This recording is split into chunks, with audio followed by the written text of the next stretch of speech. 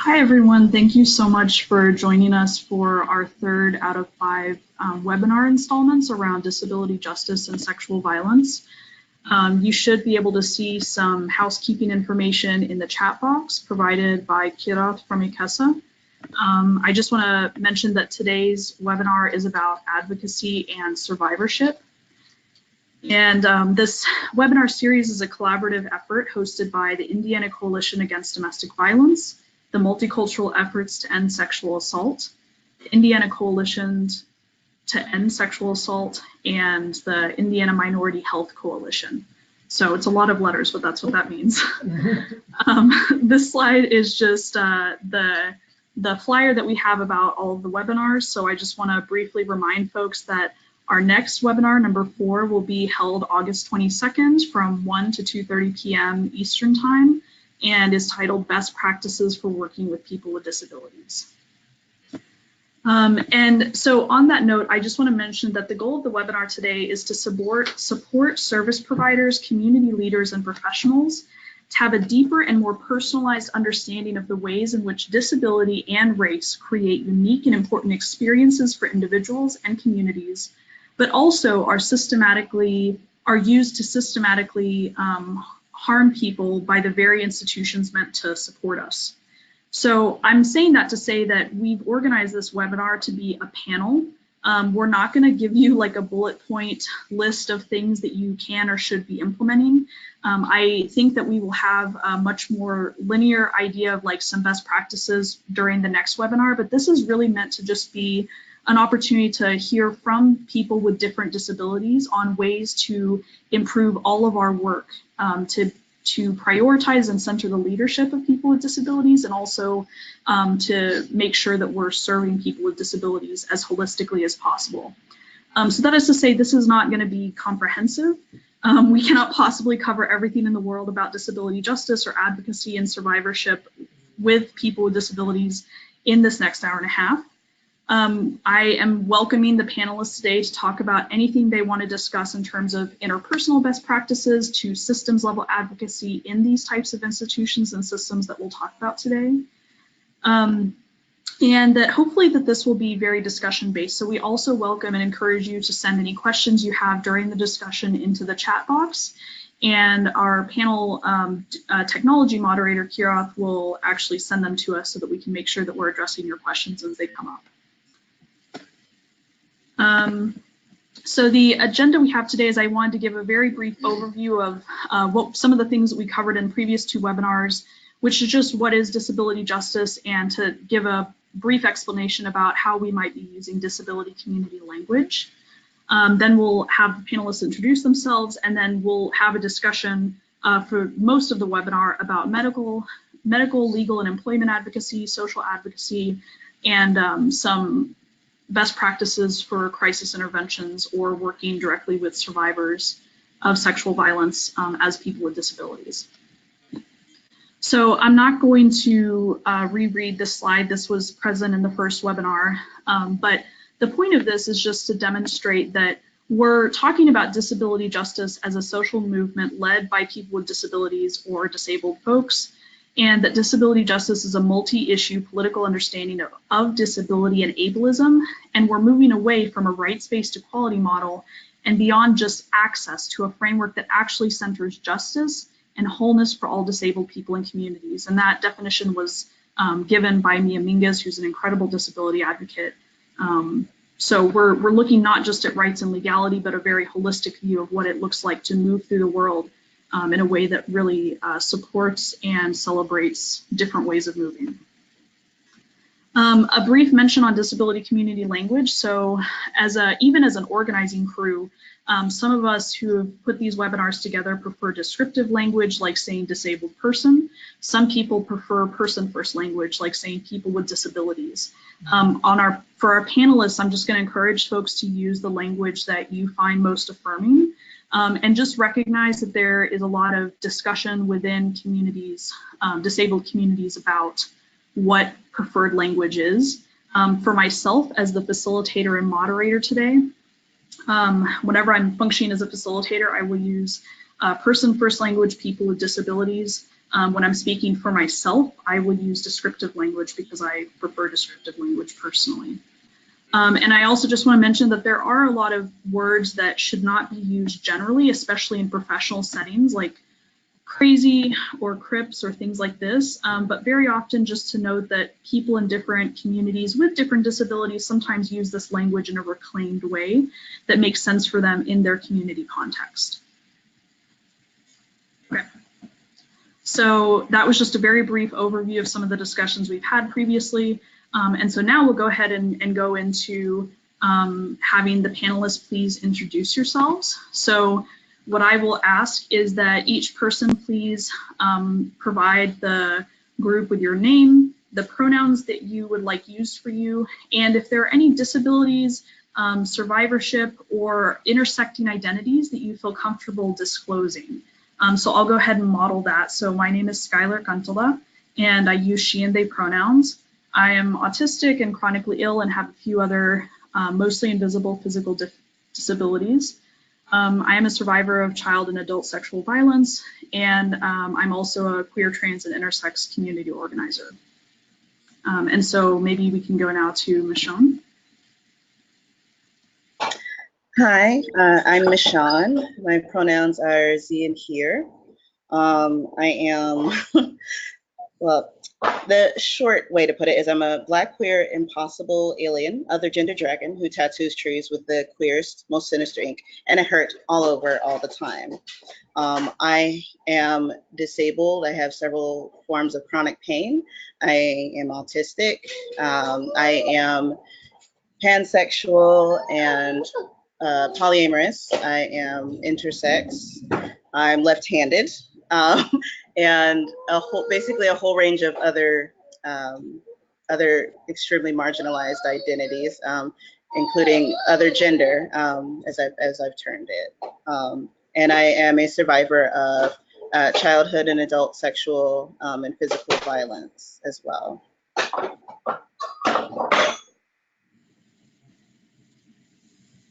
Salem.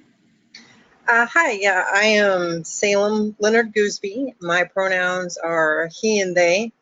I'm also autistic. I have acute allergenic asthma, aspirin exacerbated respiratory disease, and an as of yet undiagnosed pain and fatigue, probably fibro or chronic fatigue syndrome. And as far as survivorship, both childhood emotional abuse and adult sexual assault. Thank you. Moriah. I'm Moriah. My pronouns are she and they. I'm autistic. I'm queer and trans. I'm a survivor of childhood and adult sexual abuse. Let's see. This is Mariposa. I'm pretty sure her gender is fairy princess. What was the rest of the question? If any disabilities that you wanted to disclose? Oh yeah, I'm autistic and I had chronic illness for over 2 decades. So. So Braycee, who is one of our panelists, isn't here today. She really wanted to participate even though she's in the middle of driving to go to a doctor's appointment in another state. So hopefully she'll be able to join us at some point, but she just hasn't been able to get connected with us yet. But just really quick, I think, oh, sorry, Danielle. I don't know, how did I skip you? I'm sorry. That's okay. My name is Danielle. I prefer she, her, and hers. Hold on. I got it. I prefer she, her, and hers. I am legally blind. I also have 4 mental health diagnoses, which basically have resulted in childhood traumas being surfaced. Because one of them I have is bipolar 2, borderline personality disorder, PTSD, and generalized anxiety disorder, And I'm also an advocate for Young American Council, people with disabilities here in Indiana, and I'm a graduate artist. And that covers it for now. Okay, thank you. Just since Braycee may join us later, I want to go ahead and briefly read her bio. So Braycee is a 21-year-old young adult who lives in West Lafayette, Indiana, and has attended Purdue University. Adopted from Vietnam and born with a rare medical condition called electrodactyly, electrodermal dysplasia with clefting, ED.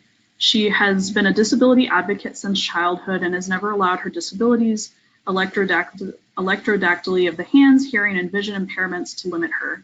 As a genuine humanitarian with an agate type of love for people, an avid reader, music listener, and conversationalist, Braycee currently works and pursues a career in the health and medicine field. In addition, she seeks to aid and inspire others to constantly grow and learn in life, to be happy, healthy, successful, and to be considerate and compassionate toward others.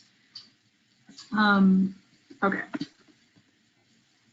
And the last just note I wanted to make is that this is a little bit odd in webinars, but I actually am going to plan to take notes about our discussion in real time. That's why you'll notice the PowerPoint that we have is not in showcase mode or slideshow mode. It's just because I want to have it open so that as people bring up points, I'm actually able to take notes, and that way at the end of the presentation today and the discussion, we'll be able to send you the PowerPoint complete with some of the points that people brought up. The notes we take will not be, they'll essentially be anonymized in the sense that we won't track who said what, but this webinar will obviously be recorded like the previous ones have been, and that those will be available. This one will be available with the previous ones on ICHESA's website. So just as a note for both the panelists who have hopefully already seen this and also for our attendees, because this is discussion-based, I wanted to bring some communication guidelines with us so that we can have constructive and critical conversation across difference respectfully. So the first thing is using I terminology, so saying things for the panelists like I think, I feel, I believe, or in my experience, and making sure that we're each speaking from our own perspectives and that we can't represent an entire community. Challenge by choice just means everyone has the right to pass or not answer any question or to choose to answer any question. We've set up the format today so that because we have quite a lot of questions and several panelists and only a limited time together, the first person who decides to answer a question will be able to give a deeper response, and then the rest of the panelists will have an opportunity to add a couple of critical points to that response if they would like to. Just a note about pace, timing, and awareness. If you require more time to communicate, we're encouraging folks to please take that time. And if you're privileged in being able to collect thoughts and communicate quickly, please be mindful of the space that you take up. And in particular, we're inviting white folks to please be mindful and take up less space. And to note that we actually do have questions in each section that are specific to people of color. And then for panelists, if you are using community-specific language, please take a moment just to define what that is so that the attendees can be aware of what that means. So a couple of examples are in autistic communities, which we have a surprising number of autistic panelists today altogether, which is really fun. The word stimming means self-stimulating behavior, things that a lot of autistic people do to be self-calming behaviors and things like that, or something that's really common for borderline personality disorder or BPD communities is the language of special person, which is usually a person where there's a unique relationship discussed ahead of time where that person offers additional emotional support. So there's a lot of different community specific language, and I just want to invite our panelists to try to make sure that we're being clear about what we're talking about, since our attendees probably come from many different walks of life and backgrounds and may not be familiar with all of that language. So to begin our panel discussion, the first question that we had was, I wanted to invite our panelists to talk about What ways does supporting, uplifting, and prioritizing the needs and desires of people with disabilities prevent violence, especially sexual violence? So I'm asking panelists to connect how violence prevention and disability justice are connected.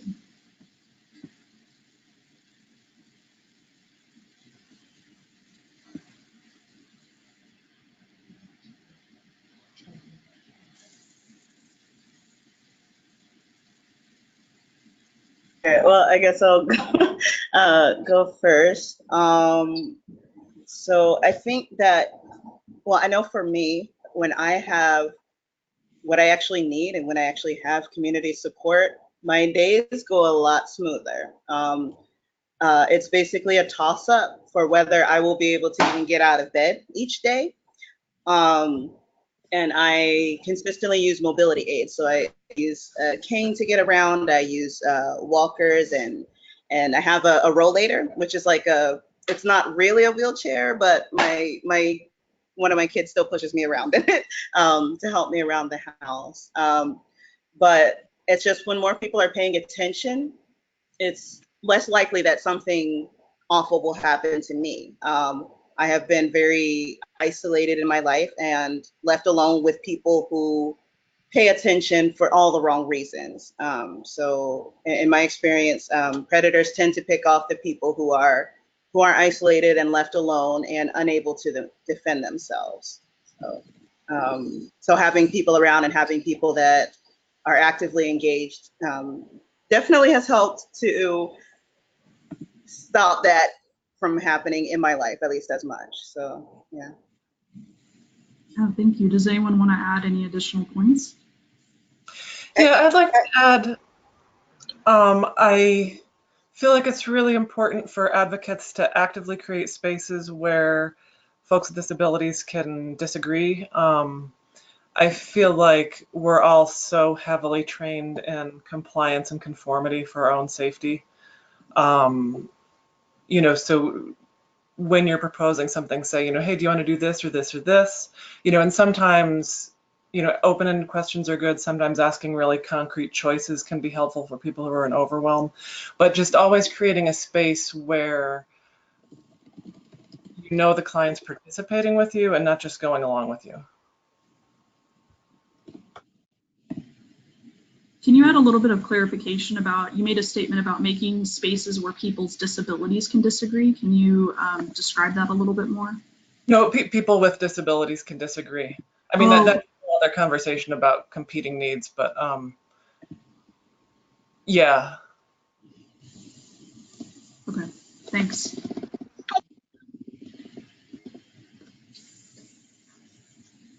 Okay, Danielle's gonna add something. Yeah.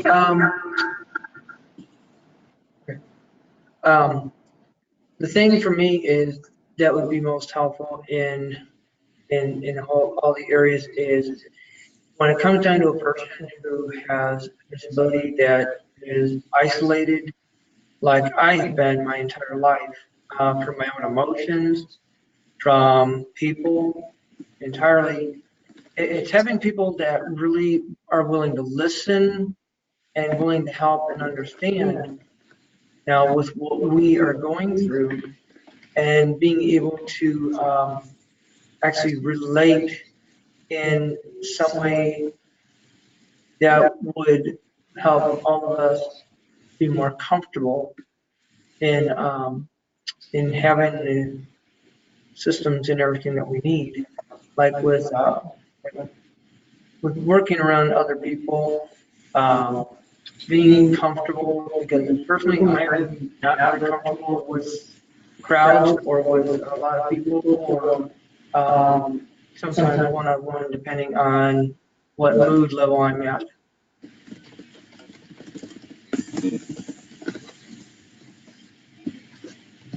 Awesome, thank you. Is that it? Okay. All right, I'm gonna go ahead and have us move on. So, so we're gonna start a discussion for a few minutes about medical advocacy. So the first question is, so I broke this into two questions. One is, how can nurses and physicians better support you in medical settings? And then we'll also ask about support staff in a minute. So right now, I just want folks to discuss how can nurses and physicians, specifically medical providers, better support you in medical settings?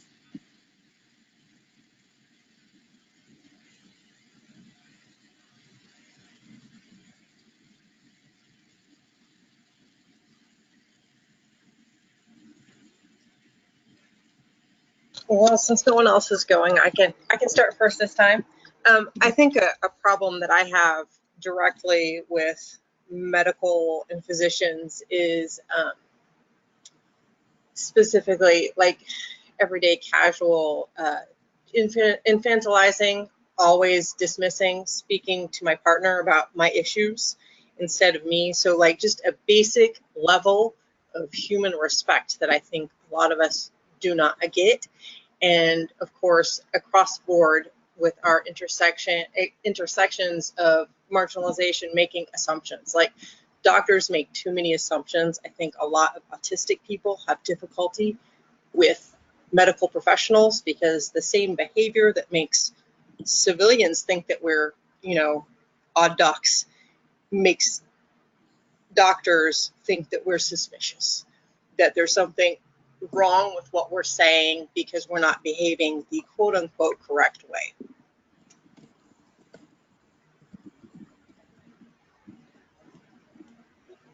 Thanks so much. Does anybody else want to add about what things nurses and physicians can do to better support us in medical settings?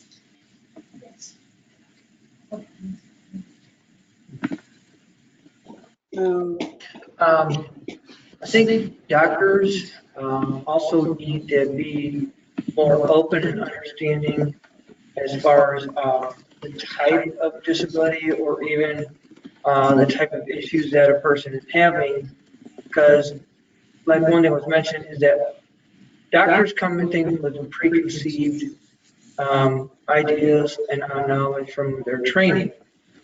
But to be more open and be willing to listen as well as to learn in regard to certain things, like with,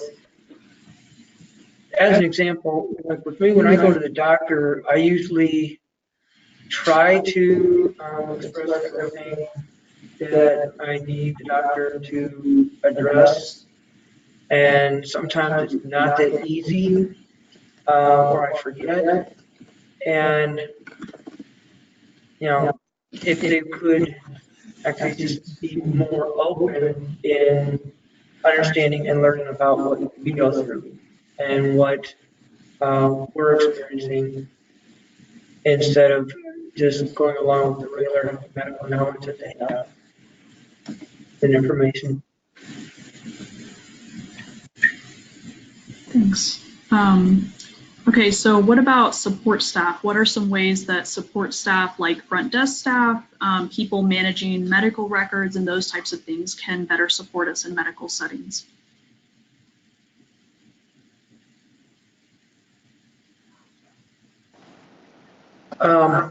I would say some of the receptionists in doctors' offices, they assume that you can actually write your name down on the clipboard for when you come into the office to check in, or you know, that person in a wheelchair could reach the top of the counter area, and that's not the case. A lot of things.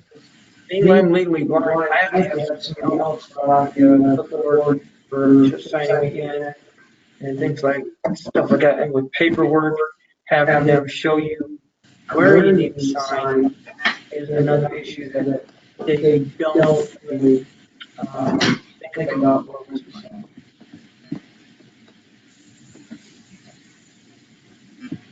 Danielle, does anybody have any specifics to add to working better support staff working with us? I just wanted to skip back to the physicians. That I think it's really important for physicians to proactively educate themselves about different conditions from the standpoint of disability advocacy. Last week, I was trying to sign up with a new primary care doctor, and I just asked the litmus question, you know, does she think that autistic people can have empathy? And she wouldn't see me. She said that fell outside of her expertise, and it's like, that's, you know, I guess I saved everybody's time, but like, that's the sort of thing, it's like, learn about stuff a little bit, you know, and also assume that your patients have an understanding of how their body works and how their psyche works, and, you know, don't just automatically assume that what they're talking about doesn't exist. Or, you know, I've had the experience a lot of being told, you know, oh, these are my symptoms, and they'll say, no, that doesn't happen. Or I'll say, can you run this test? And they'll say that test doesn't exist. And it's like, assume that people have their own expertise. Yeah, that's very important. I've also definitely had the same things happen where many times throughout my life, doctors have said certain things don't exist or have refused to run tests, even if I don't ask them to read it, just because they think it doesn't exist for some reason. Okay. Can I jump in? Sorry for a moment. Because I wanted to say, yeah, most of my conditions, like, because they're things like fibromyalgia and endometriosis and PCOS and PMDD, they're just assumed to be, and costochondritis, they're all invisible illnesses, what we call, because you can't see my pain, you can't see my struggles. You can kind of see the endometriosis if you cut me open, but most people won't get to. And so I have, like, I've been struggling with these for over 20 years, and it's only now that I actually might have a team of doctors that that actually knows what they're addressing, are knowledgeable enough to help me find other resources and to deal with it in a holistic way. So for both the support staff and the physicians themselves, having that holistic care is so important, because usually it's just, okay, if the doctor's here about your pain, they usually want to send you immediately to psych. And even though you may have psychiatric or psychological issues, it still interacts with your physical illnesses and disabilities and mental illnesses as well. It's all one thing. So if they're not addressing everything, it doesn't help. Well, it sounds like from the perspective, for example, of advocates who are trained to go with folks to assist with either medical situations or crisis situations, that something that might be helpful is to talk to folks or communicate with folks ahead of time and find out, you know, what are common issues you experience in doctors' offices, and how can I best support you? Just asking those basic questions about what common ways people are ignored or neglected or disregarded, because a lot of us have these very similar experiences of being told that, especially, for example, of conflating normalcy with health. So like, your blood work came back normal, therefore you're healthy. And very often you're like, no, I'm actually dying, but maybe my blood work came back in range, you know. But so actually having advocates like ask these types of questions ahead of time could be really helpful. Okay, so moving forward, I wrote a lot of possible ways we can talk about medical institutions changing to better include and support people with disabilities. And so we don't have to necessarily discuss each of these, but if there's something important that we want to discuss about medical institutions themselves, that might be a good place to begin. I definitely want to talk about the forms, because I have got form burnout. Like, I cannot, it is hard for me to even complete simple forms now, because I've spent so many years filling out the same forms with the same questions, and then only for them to ask me the same questions.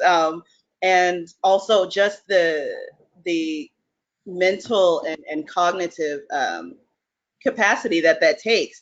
I don't have it anymore.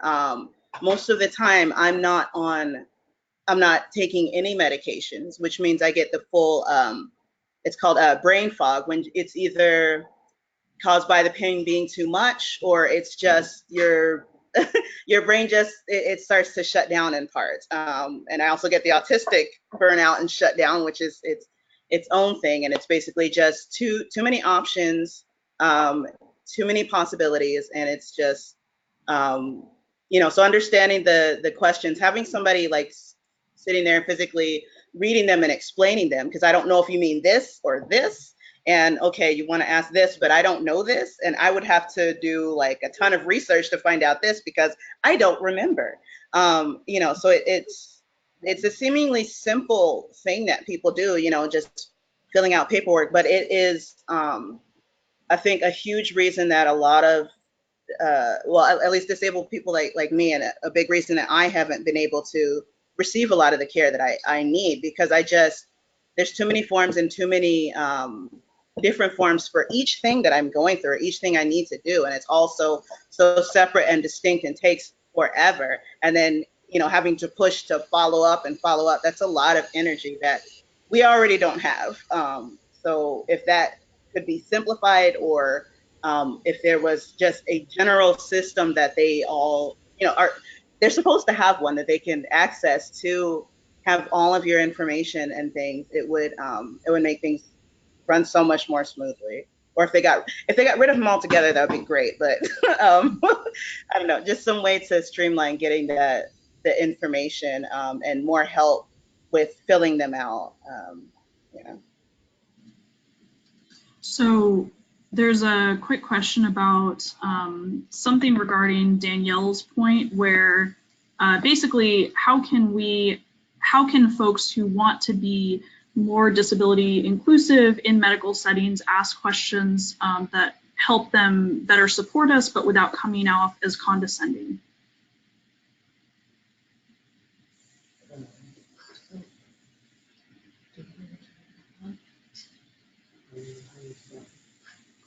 I can answer. So is that okay?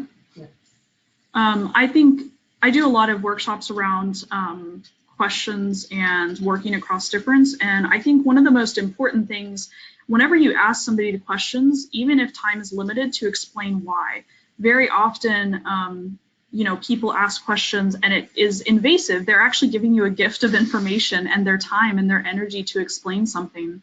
And a way to make that reciprocal is to say, I want to make sure that I'm supporting you wholly, and I don't know that I'm very familiar with your particular situation, so can you please better explain this, or this to me? And just being willing to be humble and be wrong and not know, and also be willing to apologize if the person takes the time to say, well, that was offensive, because even that's a gift for somebody to tell you that you did something wrong or hurt them. You know, very often people don't have the energy or the time or whatever it takes to confront when they're hurt, or they're scared of the very real repercussions that we often experience of getting kicked out of medical situations or losing access to needs. And so if you can create a space where people are able to say yes or no and actually have a choice, like social consent instead of just talking about sexual consent, but social consent, and say, would you be willing to help me with this and understand better so that I can work with you better? So the why and then giving a choice, I think, go a really long way to making sure that you're asking questions in a way that is supportive. Can I add to that from like kind of the other side of the coin? So also when you know, when talking with us, I noticed like people can be really eager to help but don't know where to start or what to do. So a lot of them will either try to jump in and help or ask like the wrong kinds of questions and things. So when you're asking, when you're speaking with us, like it helps me if you ask me how I need help or in which area I need help and things like that. So really specific questions. And it's like, you know, it's like everyone always asks the question, okay, are you fine? Are you okay? Any given day, I'm feeling all the things, a multitude of different things about, you know, about a lot of different things.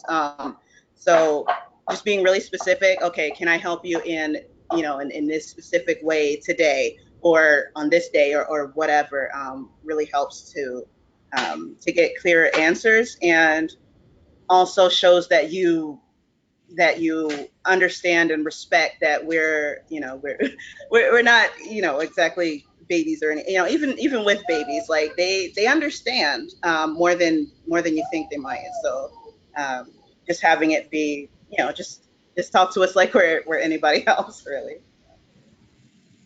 Yeah.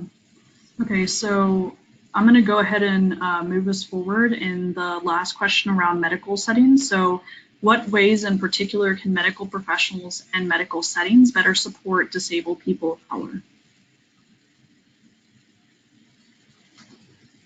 So right now, specific to Michon, because Braycee still also isn't here. All right, so this one is really interesting. So we mentioned them, in a lot of situations, the medical professionals don't really believe what we're saying, or about ourselves, or don't believe that we're experts on our own conditions and things. So I actually had an incident where I needed help, and they were running. They sent the fire department was the first to respond. Emergency rooms tend to be extremely useless, at least to me, because they are definitely not familiar with or equipped to handle any of my conditions at all. So they came, and of course, all of my physiological signs were quote unquote normal, but I was still, obviously in a lot of in distress, and so they actually stood around and began laughing at me, because they say, okay, this situation is not serious, or or they just assume that I must be on drugs. And that is always, like, every single time, whether I'm passing out or having a seizure or just in all of the pain, on a really, really bad pain day where I can barely move. There's just this assumption that because I'm Black, I must be, either the pain isn't supposed to bother me because I somehow am stronger or can better deal with it, or just because they can't see my color changing doesn't mean that I'm still not really, not having a really strong physiological reaction, and just, and being insensitive to the fact that a lot of these conditions are more common among Black people, but they're just extremely undertreated. So I actually ended up, this is part of the PMDD, is that there's this physiological thing that happens where it just creates this rage, and that's what a lot of people tend to focus on, because they see sort of the personality aspects of it and not really the underlying physiological symptoms. So I lashed out and got, was really angry. I'm like, I need help, and I'm so, I was tired of people putting it off. So they ended up calling the cops on me, because of course that's, when it comes to disabilities, Black people, especially disabled Black people, the cops are just called to deal with us because, nobody else wants to. So about 10 squad cars showed up for little tiny me. The guy, I don't want to be like gender or biologically essentialist about it, but he was like 3 times my size. There was no way I could actually, injure this person. But of course, the cops showed up, assumed I was on drugs, and dragged me off. And apparently it's a felony to assault anyone who works for the government.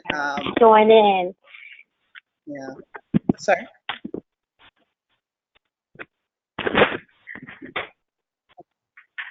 Sorry, I think Braycee's joining us. It's okay if you go ahead. Okay. I'm here. Yeah. Hi. You made it. Give us 1 minute. Michon's just finishing up responding to a question.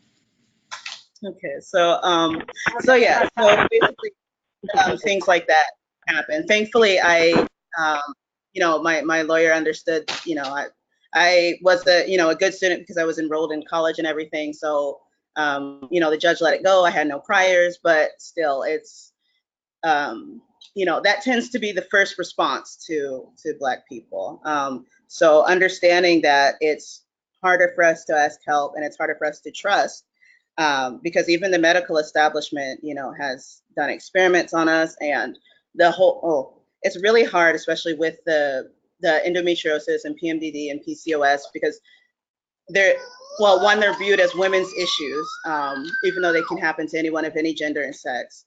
And it's the foundation of gynecology and a lot of those other disciplines is on the abuse of Black bodies. So that's, that's really hard to struggle with, and like, okay, you're gonna help me, but yeah, so it's yeah, so having them understand that and be sensitive to that and finding ways to acknowledge that and actually let us know that we're safe, and that our struggles will be listened to is really important.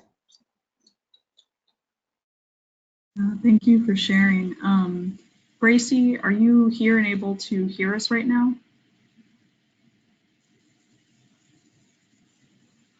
No?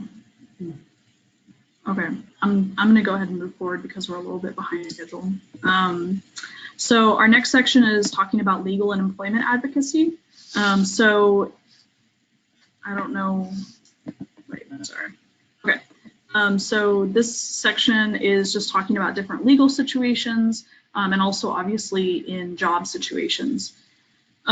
So I think that for the sake of time, I would instead just like to invite folks to respond to whatever question they find most pressing in this section. So the questions include, how can advocates and lawyers better support you in navigating the legal system? How can employers be more intentionally inclusive and supportive?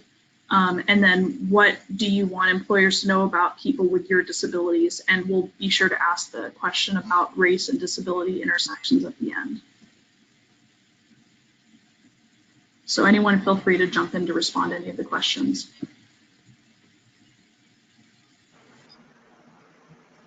One thing I would personally... Sorry, Salem, go ahead. Okay.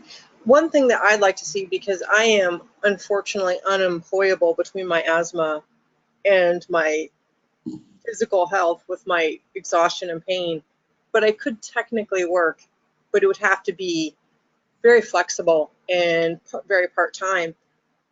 But the only way I can get that kind of job is either through like an advocacy program, which is very difficult to get, especially if you don't have a whole list of degrees or happen to know somebody, would be to disclose my disability.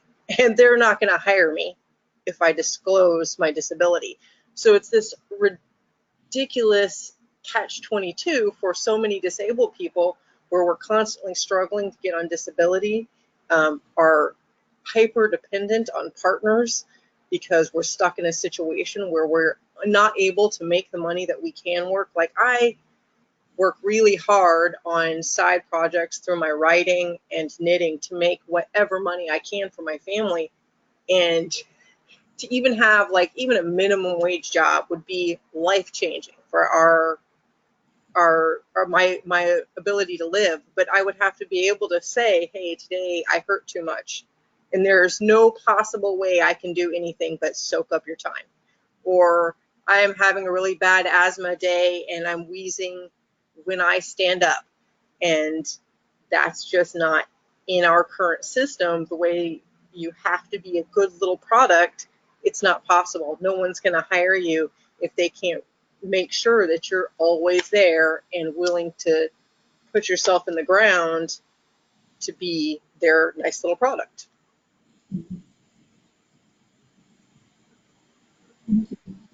Was someone else also trying to respond a moment ago? Okay, just static. Does anyone else want to talk about supporting people with disabilities in employment settings or in the legal system? This is one of the questions I was talking with Sky yesterday about. Some of them I'm like, can we just tear it down and plant redwoods?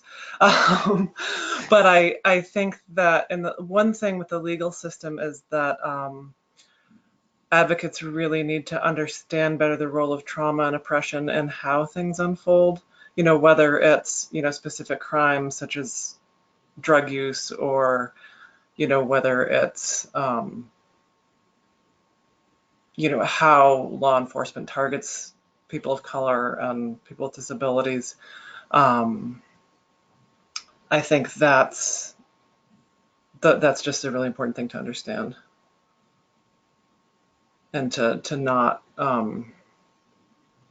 not have such a punishing approach to the people who are probably just really hurting. Yeah. Yeah, so that, go Go ahead. ahead, Michon. Sorry? Go ahead. Sorry. Oh, okay. So yeah, so speaking of which, yeah, yeah, a lot of like disability and trauma and race, they tend to be very traumatic things. Like, you know, as a Black person, I have intergenerational trauma. And then of course being targeted more often, and just having, you know, all of those things going into one. It's amazing. I'm even here right now, like if you look at the statistics for just for each one of those things individually, it's already astounding. And then there's me, who's just this, I like to say I'm, well, intersectionally effed. I don't know what kind of crowd we have today. I curse like a sailor, but I will try to be cognizant of and respectful of our, you know, of our viewers. But yeah, just because I tend to be all of these things that that make me a much higher target for all kinds of abuses and things on top of what I already have to go through daily. I have literally lost every single job I had due to my disabilities. And even though we're supposed to be protected, right? But it doesn't turn out that way, because they can still, employers will still list either physical or cognitive things that, you know, that I just know that I can't do consistently, or, you know, consistently enough to please them. And it's this very strict, it's extremely strict in a lot of these companies, or even the ones that say they're flexible. Usually, like even within social justice circles, where the emphasis is supposed to be on helping the multiply marginalized and oppressed, it just means they extract more of your labor for less pay. You know, it's still legal to pay us a lot less. And, you know, as a Black person, my labor is already devalued. You know, a lot of the country and a lot of the institutions and systems were built on, you know, the backs of my ancestors, you know, for free. And still to this day, paid so much less than, you know, than most anyone else, and face, you know, more danger, and still have to put up with, you know, racism and things on the, you know, on the job. So all my work is online. That's the only community that I found as well. And a lot of times that's where my legal advice comes from. It's just other disabled people and other Black people who have been through it, and you know, say, hey, you need to do this, or you know, things like that. And I think a lot of the laws in general, because this nation was founded without Black people in mind, a lot of it pushes, at least for me, the laws converge in a way to sort of push me into illegality, towards criminality, because it ends up being the case that in order to meet my needs, I have to do things, or end up in situations where the only choice that I have is one that's illegal or criminal, or otherwise gets me in trouble with either the law or a job. So it's that's incredibly frustrating. Yeah. So I would hope that they would. Yeah, I like Moriah's idea, just burn it all. And I love redwood. So yeah, it just we definitely need something better system, better legal and employment systems in place.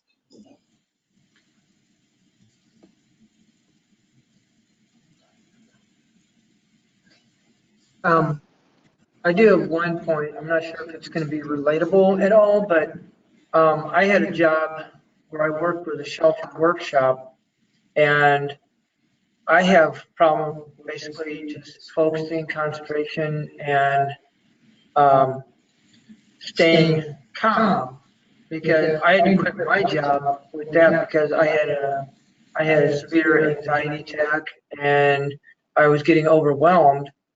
And employers aren't exactly flexible or understanding when it comes down to people who have issues with mental health.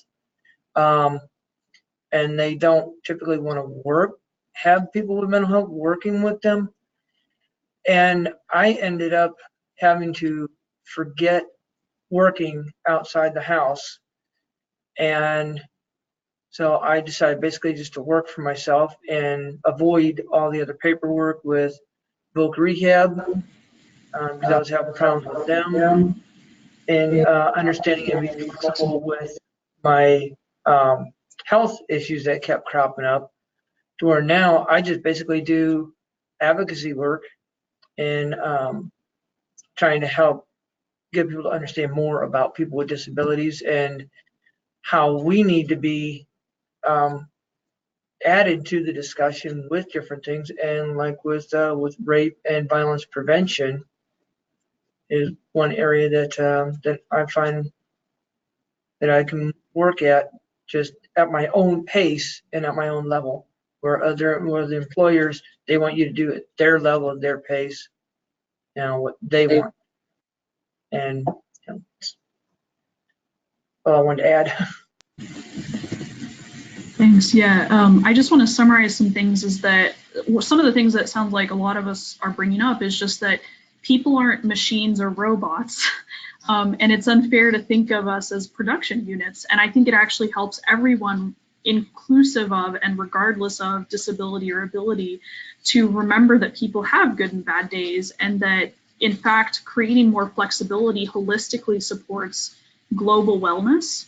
By allowing us to participate and not be isolated and actually have more of a community sense. And that for a lot of people, workspaces are very important to developing both community and reducing isolation, all of which is also very helpful for prevention of different types of violence, to be able to allow us to have more connections to community.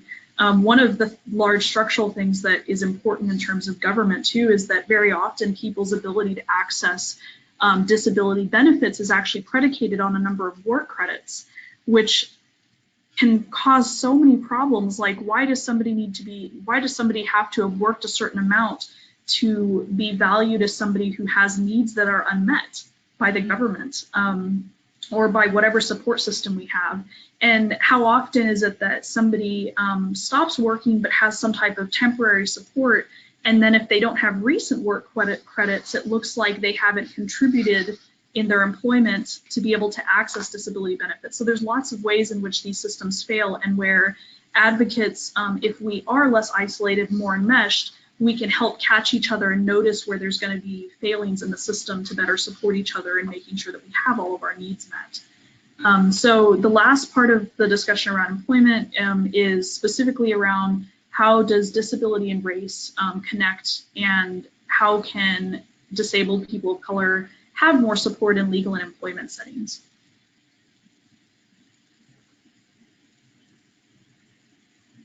So, oh, hold on, sorry.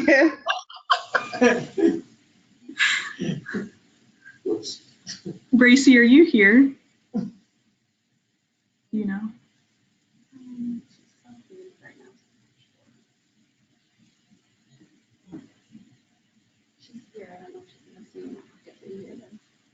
Sorry, y'all.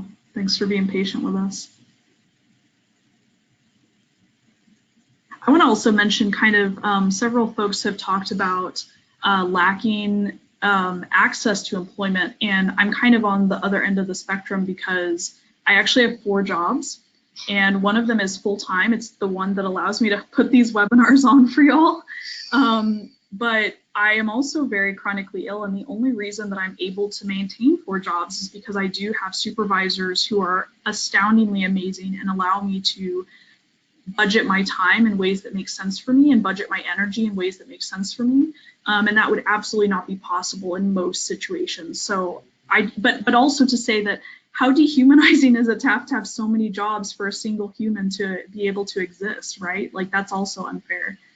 Anyway, sorry, I was just talking more about employment while you were gone. So Michon, do you want to talk more again?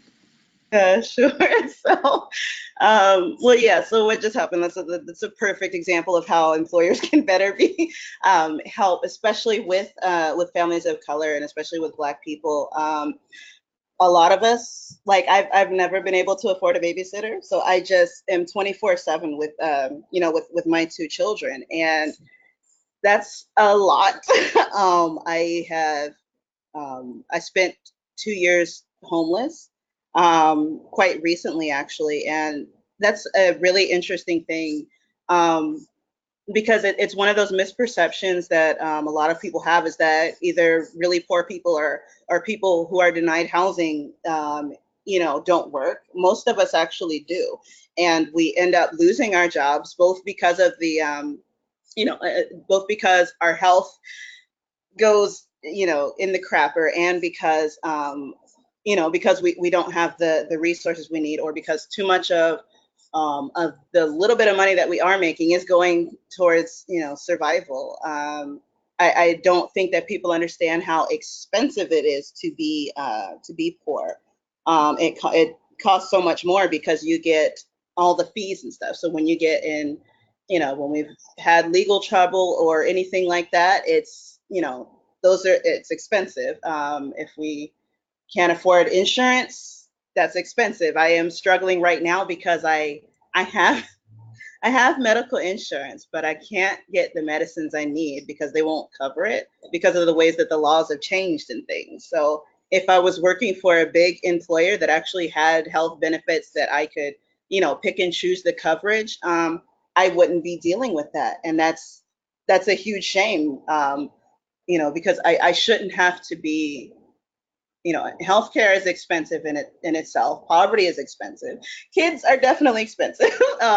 And just all of that coming together is, it's a lot. And especially since, literally almost every time that Black people have, when we've created our own cities or when we've created our own, sort of economics together and things, it gets torn down. That's historically what's happened in this country. So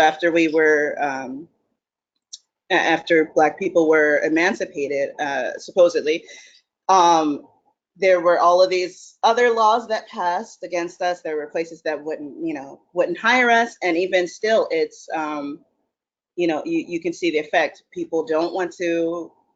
They won't hire me if I have my hair braided or in any other natural styles. They won't. It's just all of these things. All of these, seemingly little things make such a huge difference. So it's, I think it was, which one? It was either somebody mentioned things being set up in a punitive way, and that's really true, because they basically, the idea is to punish you if you're Black and if you're poor and if you're disabled.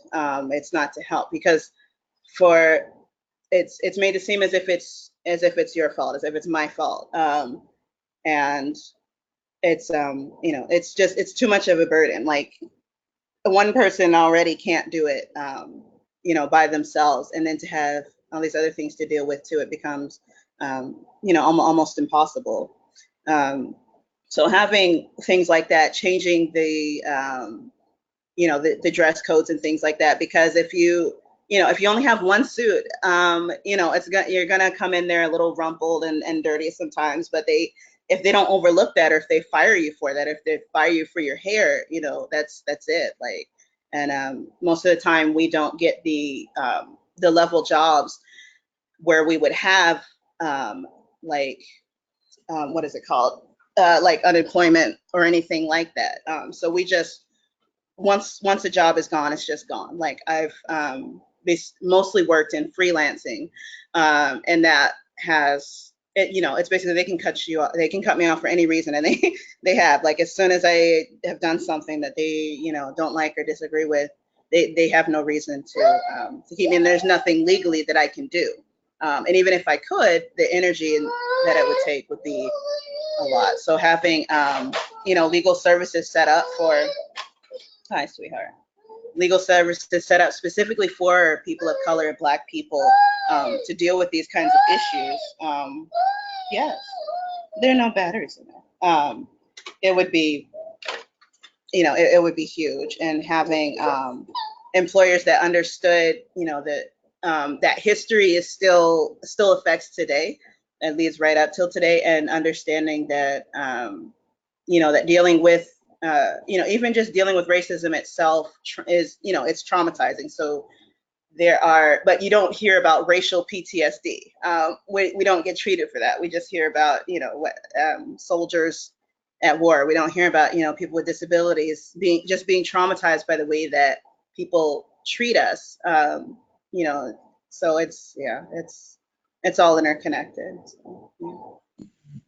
Yeah, thank you. I'm gonna answer a question from the attendees very briefly, and then I want to pose another one to our panelists and ask folks to please try to respond quickly so we can move forward with the rest of the section. So the question I want to answer quickly is, if the US ever got to a place of having universal health care, would that make things 100 times easier with still some of the same challenges for people with disabilities?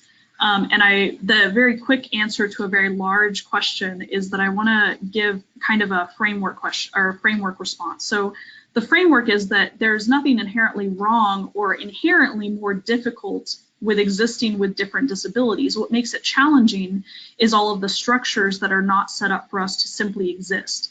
And so healthcare is one piece of that, right? Like having access to healthcare would definitely make things much more easy to live and function in, and more fun. But there's so many other pieces of this, like every fraction and section of society needs to be remolded in a way that actually gives all people equitable instead of equal access, and not just access, but like actually supports our joy and wellness and desires. And the last thing I wanted, and then what I want to mention just briefly to make a quick split is that I think that chronic illness is a little bit different than most disability in the sense that chronic illness is you're sick, and it actually does make life more difficult because you're sick. And so, with chronic illness, obviously accessible and inclusive healthcare would make a very big difference. But I just want to say that being disabled in whatever way doesn't inherently mean that life is harder, except that it does simply because the systems say we shouldn't exist. The question I want to pose to the panelists are, what protocols would you recommend to employers to put in place to better accommodate needing more flexibility? And I want to ask people to give just a couple of really quick ideas for how this could be institutionalized a little bit better.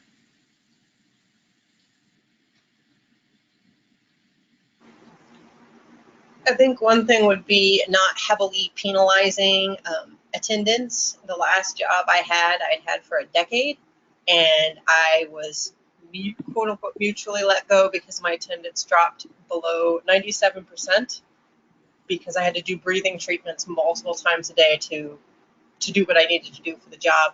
And I think that those types of statistics are often kept as kind of weaponry for our employers to let us go for other things. Yeah, I wanted to say, and it's just really quick, Netflix has, I would love to work for Netflix because they have an excellent, excellent policies. So just to emulate that, so they have excellent policies for, for families and things like that, and for, things as far as time and everything. So it's really flexible, and I think it would actually, if we could go in that direction, just emulate that and extend it to especially people, disabled people and racial minorities and things.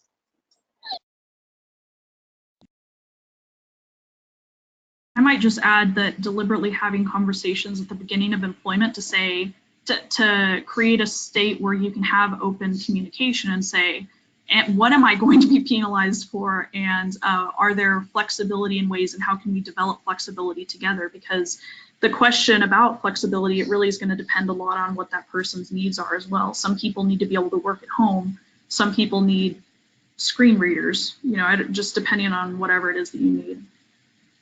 Okay, we'll have one more response and then we'll move on to social advocacy.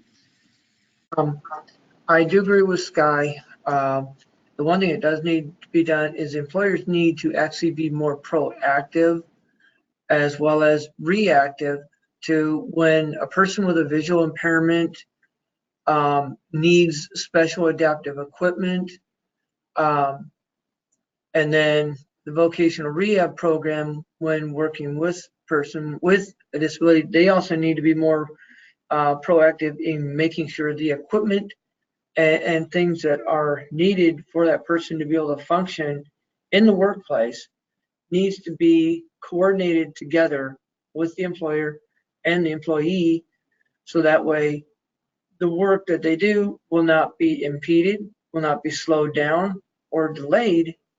And then when you're talking like even a person with a lot of mental health problems, employers also need to be a little more flexible when it comes down to there are days that a person with a mental health issue like I have, where an employer would be more flexible as far as the pace of work, as well as, you know, being more flexible in understanding that a person with a disability is going to have days where they're not going to be their full potential, and that to also let them work at their level of potential for that day, or be able to be flexible with any kind of disability. And a lot of employers really aren't right now. Thank you. Okay, so we're going to go ahead and go into talking about social advocacy. So I think one way to kind of get through a lot of recommendations in social settings and interpersonal settings would be to ask each of us to say one thing. What is one thing you wish people generally would start saying or doing, and what is one thing you wish people would stop saying or doing?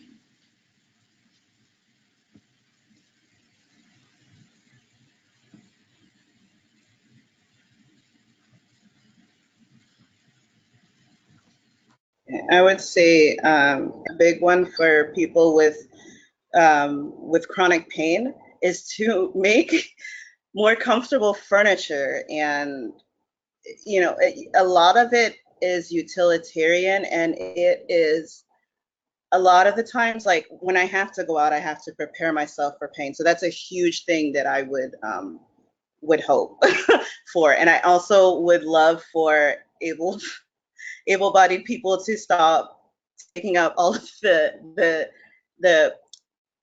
handicap seating and things, because that's really frustrating. You know, and because they look at me, they don't think I'm, you know, they can't see my disability, so they don't give me the seat, and that's more pain. And just get rid of lines, or have seating for you know, for people with chronic pain, so that we don't have to stand for long periods of time. That's horrible.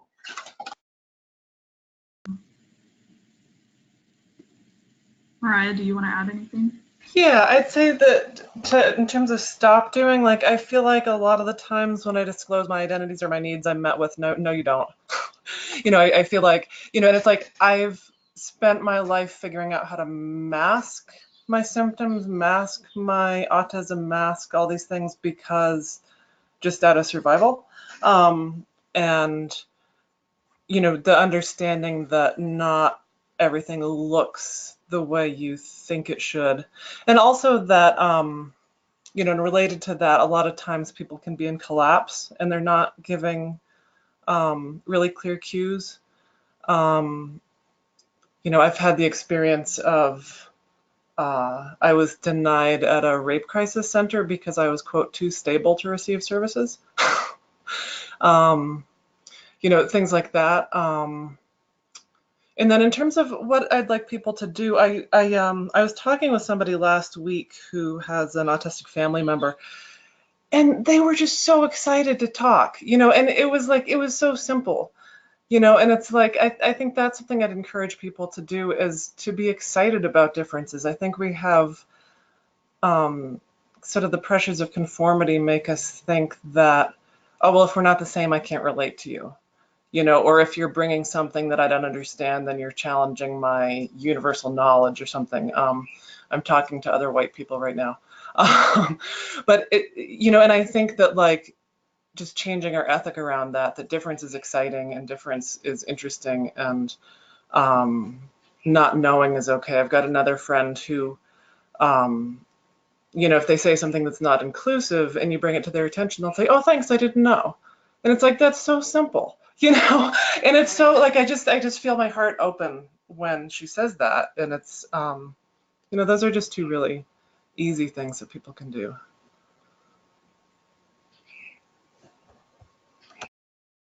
One thing that I find is probably one of the most difficult things for me, and I think Michon touched on the pain and fatigue things. Yes, to everything Michon said about that. A big problem that I have as somebody with very severe chemical sensitivities and very severe asthma, I understand that it's hard to get people to not wear tons of cologne, all that, but at the very least, please move your smokers away from the door.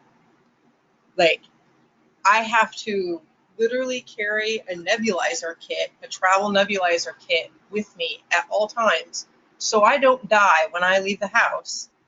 Because the norm now is that now that you're not allowed to smoke indoors, people smoke 5 or 10 feet away from the entrance and exit.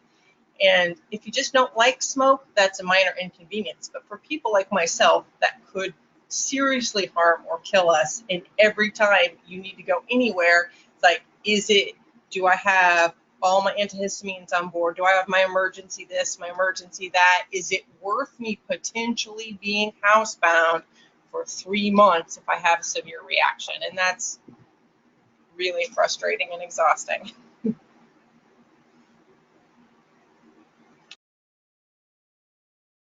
Danielle, do you want to add anything?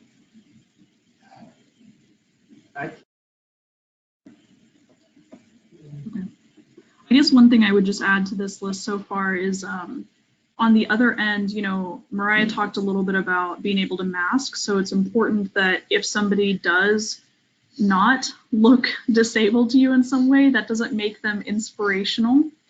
Or if they're able to do something while having a disability, it doesn't make them inspirational. They're living their life in the way that they can and want to.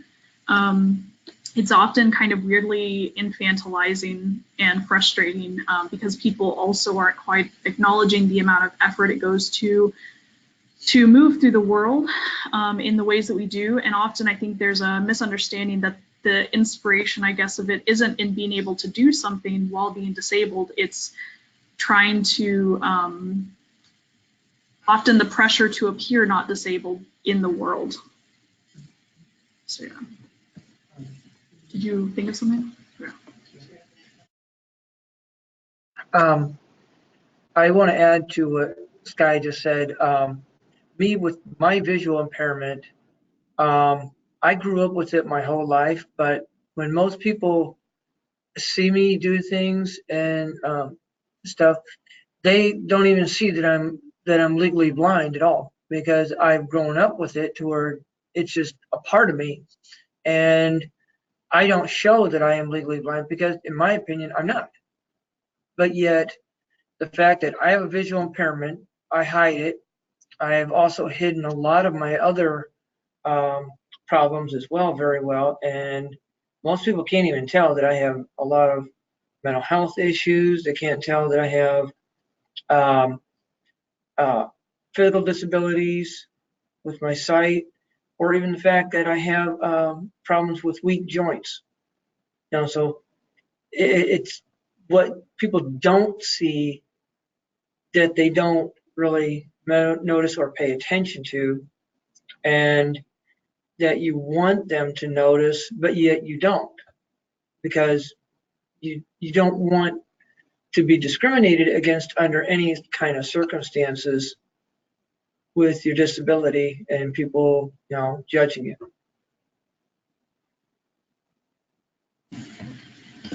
Okay. To close out the session around thinking about social advocacy, how can people challenge racism and ableism simultaneously in social settings? Okay, so this actually relates to yeah, that idea of masking.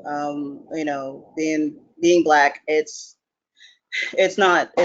usually not safe for me to reveal anything about myself, especially anything that can be perceived as, you know, a weakness. And disabilities and being autistic and all of that are definitely seen as you know, as weaknesses. and I would hope that people try to make things safer and more welcoming in general, for people of color and with, you know, with disabilities and who are queer and intersex and trans and you know, and all of that. It's I would hope to, there's still this perception of Black people, of us being really lazy too. So when people see me not doing you know, anything, or they, you know, they don't see me working, and I am not on disability. That's one thing I keep getting rejected for, and I don't have the capacity by myself to apply again, but I have to just hope that one of my friends will, you know, will help me to try to do that in the future. But, you know, I don't have enough work history to do that either. So, you know, I getting away from that stereotype of me just being, you know, the quote unquote welfare queen, you know, like I have 2 kids, and I don't do real work, you know, and I don't have a really, I don't really have an impressive work history, you know, so I don't think I've really been anywhere more than a couple of years.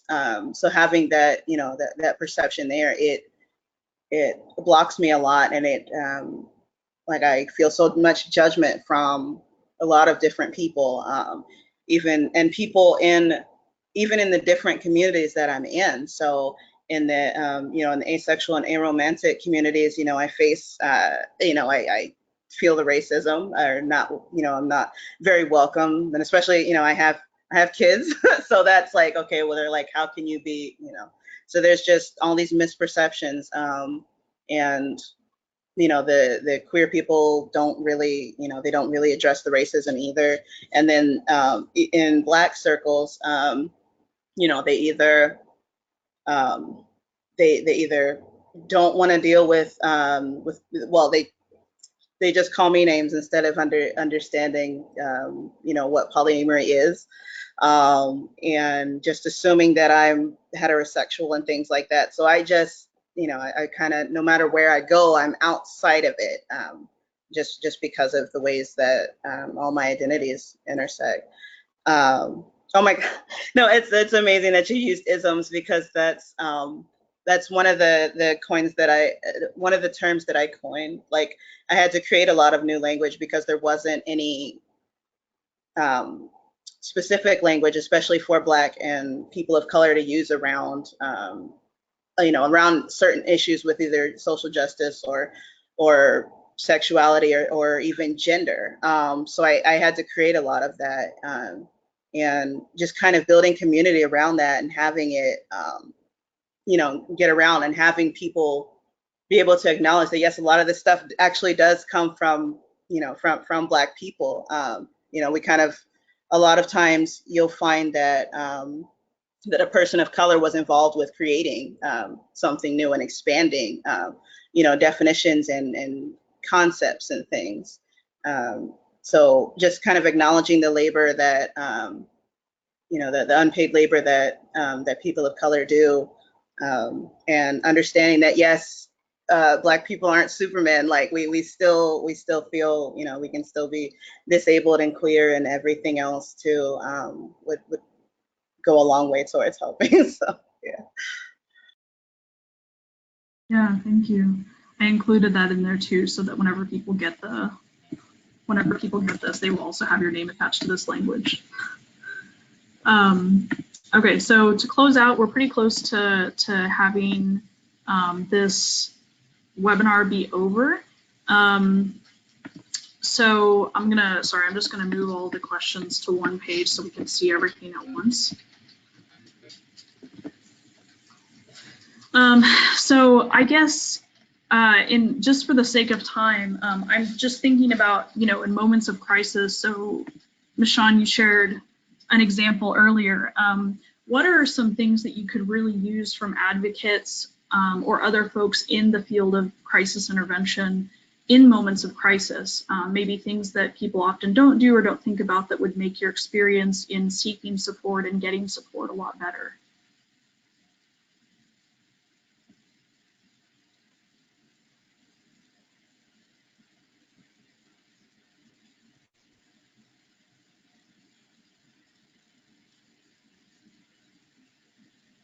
I suppose asking better questions or having some sort of preparation or maybe even a list, and especially with like being autistic, when I'm nonverbal or I can't, or I can't move much because of the pain or something, I need an alternate way to communicate, to let people know, okay, if I'm just completely shut down or if or if I need something and what it is that I need.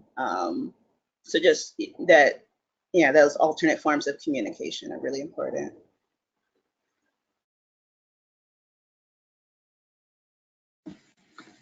Salem, do you have anything you want to add about moments of crisis?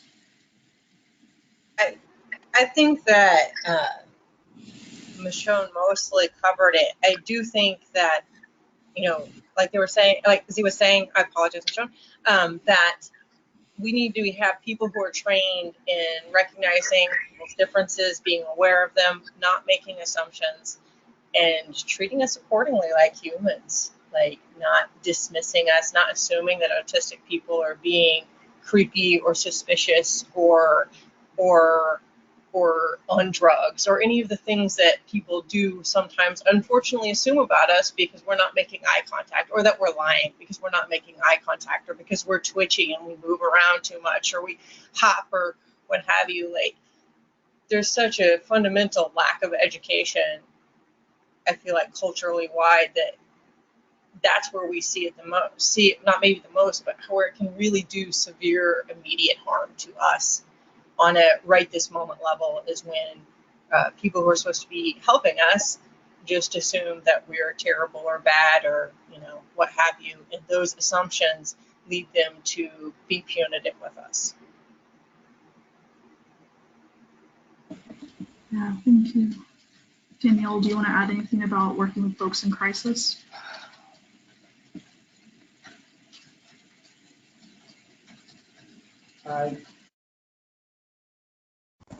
Hi, I'm finally here. Hey, Braycee. So how can advocates work better with you during moments of crisis? I mean, kind of like we've already talked about, working on communication in addition to just verbal, because like especially in a moment of crisis, you're in shock and, sometimes you have trouble just understanding what's going on. So like if somebody can better, simplify, like nod your head yes or no, like is there anything that you need? Are you in pain? Nod your head yes or no, simple questions, simplifying it and making sure that the person who is in the crisis is comfortable and knows that they can, ask for help if they need it.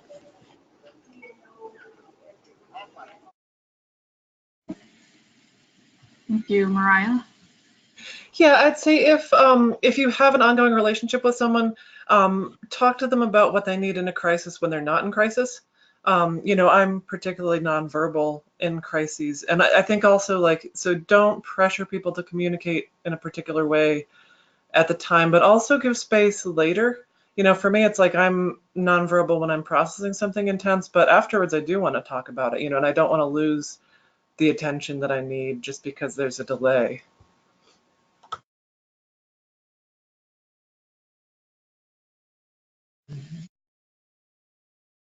I did want to add on to what when just said, Moriah.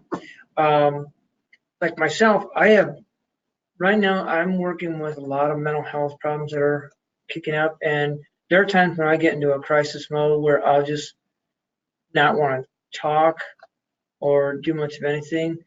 And having that opportunity, the space where people could just ask me little questions and I could just nod, yes, no, or anything like that, that's useful. And then afterwards, having that opportunity when I'm coming out of it, then to talk about it is always, one of the best things. And just to show an example, I'm kind of at a crisis moment right now with myself right now,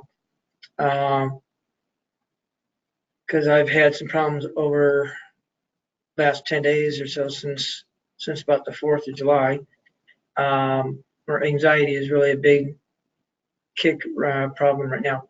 And I'm trying my best with communicating, but yet also trying to get enough flexibility. And it's just, the whole thing is just that people just need to understand and be more patient, flexible, and know that there are other ways of communicating with a person who has a crisis moment that they can learn to recognize. And I think also talking before anything ever happens and letting people know that you do have problems where you do go into a crisis, and this is how you can communicate with me, to ask me, even if I can't respond or I have no way of wording how I feel or what I'm going through at that moment.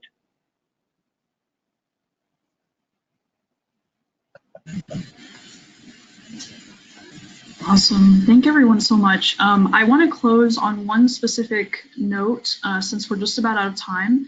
I wanted us to have more time to actually talk about police involvement in crises, but I just wanted to mostly state that disproportionately marginalized communities, especially people of color and disabled folks, and also very often queer and trans people and intersex folks, do not want cops involved in the situation. It can often lead to a lot of increased danger for us.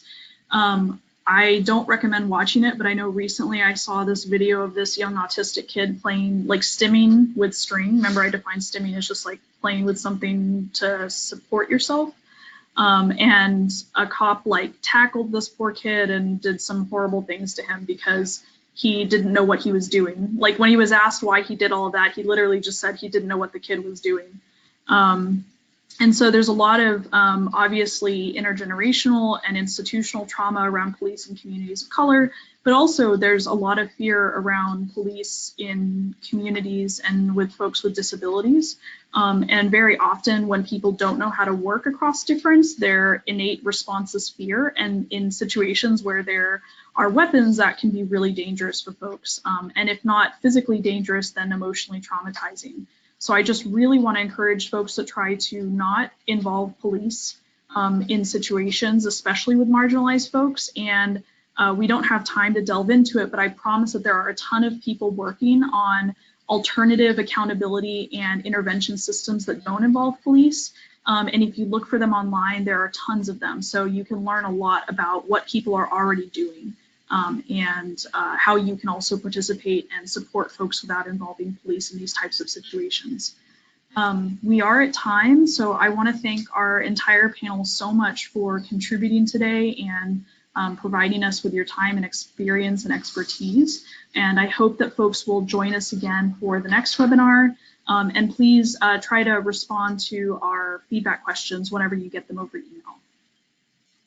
Thanks.